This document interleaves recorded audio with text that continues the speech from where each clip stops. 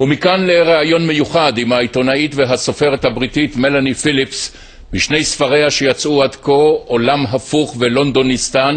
היא מבקרת בחריפות רבה את האידיאולוגיה המערבית הנכנעת ללחצי האסלאם. מלאני פיליפס היא בעלת טור בעיתון הבריטי הנפוץ דיילי מייל, וכן באתר המגזין ספקטטור בבריטניה. היא מבקרת את השנאה הרווחת בחוגים רבים בבריטניה כלפי ישראל.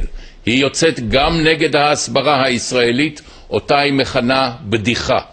בעת האחרונה היא השתתפה בכינוס על התקשורת במרכז האוניברסיטאי אריאל. פתולוגיה, כך היא מכנה מלאני פיליפס את קניית האידיאולוגיה הרווחת במערב ואת השקרים המופצים על ישראל. הנה מה שאמרה לנו בשיחה באולפן זה. הנה. I call it a pathology, not lightly, and by pathology I mean it's a kind of madness, by which I mean this, that the people who are in the grip of this delusional perspective through which they view Israel and the Middle East are simply impervious to reason. They're impervious to evidence. They are impervious to facts. You bring along facts on the ground and they say, no, it's not true. You tell them the history of the Middle East, they say, no, it's not true. Now, that's not true of everybody. There is a very large number of people, in my view, in Britain who are not impervious to reason at all. They're entirely rational. But unfortunately, the discourse they hear day after day, week after week, from the media, from the intelligentsia, from politicians across the political spectrum, from the universities, from their teachers in the universities, all tells one story. It's a story which turns truth and lies, justice and injustice, victim and victimizer in the Middle East on their heads. But the problem is this: there is no alternative discourse that they hear. There is virtually no media outlet that tells the truth about the Middle East. Are you saying, Ms. Phillips, that Israel is defenseless? Israel has made itself defenseless over the years. Made itself? Yes. There is a serious problem, as I've just described, among the Western intelligentsia, among the British media, political class. But Israel has contributed to this problem in great measure because Israel has been absent from this process. Israel could have changed this if it had understood over these many years that this has been going on, that it is not just fighting on a military battleground, but it's fighting on what I've called in my writing the battleground of the mind. Israel has ignored that. Israel has taken the view, we don't care about Britain's lost anyway, Europe's lost anyway, we have America.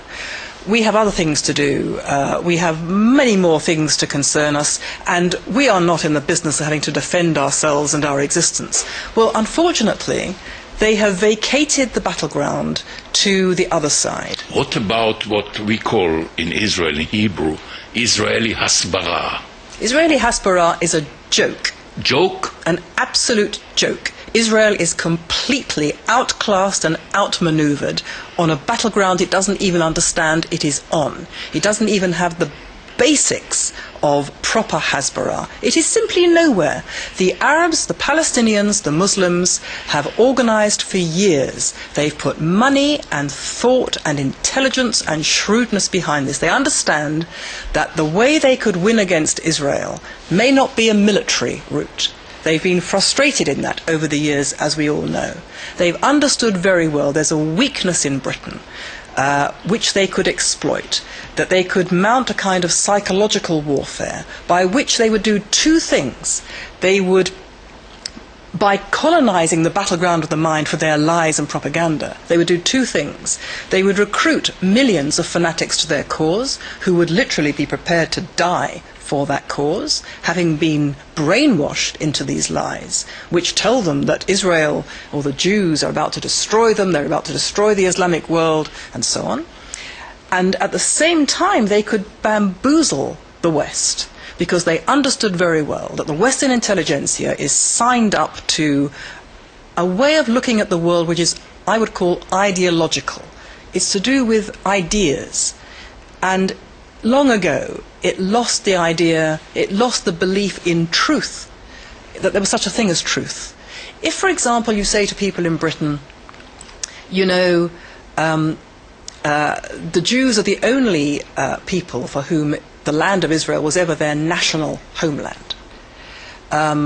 They look at you as if you're crazy. They have no idea.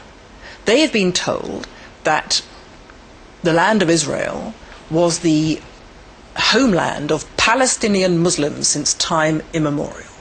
They have no idea that historically this is absolute garbage. No one's told them. No one tells them this. They have absolutely no idea of the legal commitments entered into by Britain and the international community after the First World War, which said that on account of their unique claim to this land, the Jews should be settled throughout Palestine.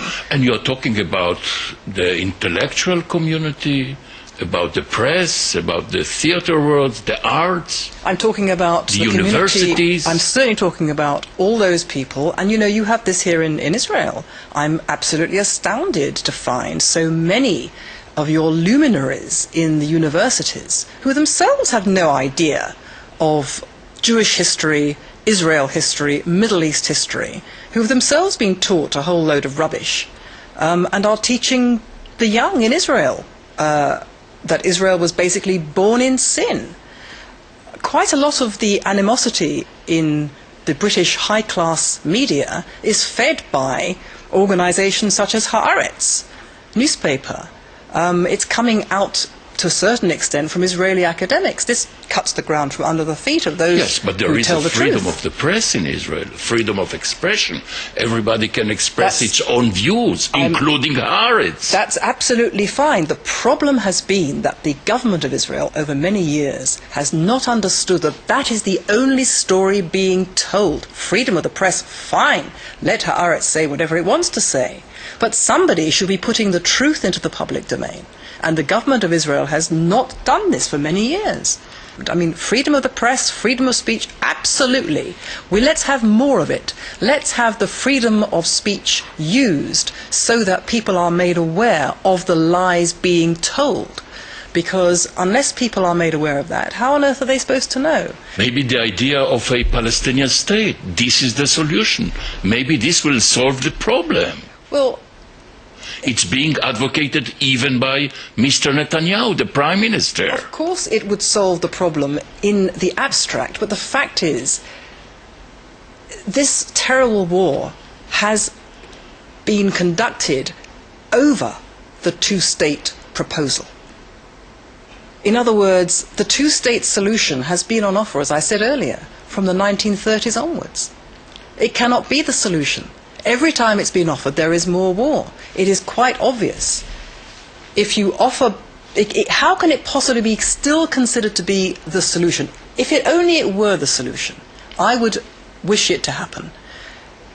Who could possibly object to this idyllic scenario? It could work so well. State of Israel, State of Palestine, living side by side, economic cooperation. You can see a great future for both countries together. Fine. But this is to ignore the reality that this has been on offer since the 1930s. The other side, the Arab side, doesn't want it. It wants Israel gone. It says so. It shows it by every word and deed and has done consistently for 9 decades. Miss Melanie Phillips, how many intellectual journalists in Britain share your views?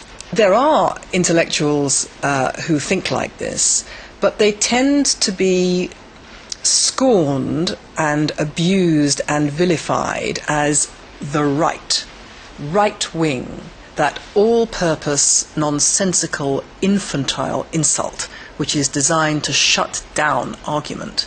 There is nothing remotely right-wing about standing up for truth against lies, justice against injustice, freedom against those who would snuff out freedom and human life. Nothing right-wing about that at all, but this is the label hung around the necks of people like myself. And believe me, it has a very chilling effect on people, because you can lose your professional livelihood, your chances of promotion, you lose your friends. It's not something that people will willingly embrace. Miss Melanie Phillips, thank you very much indeed. Thank you. Thank you.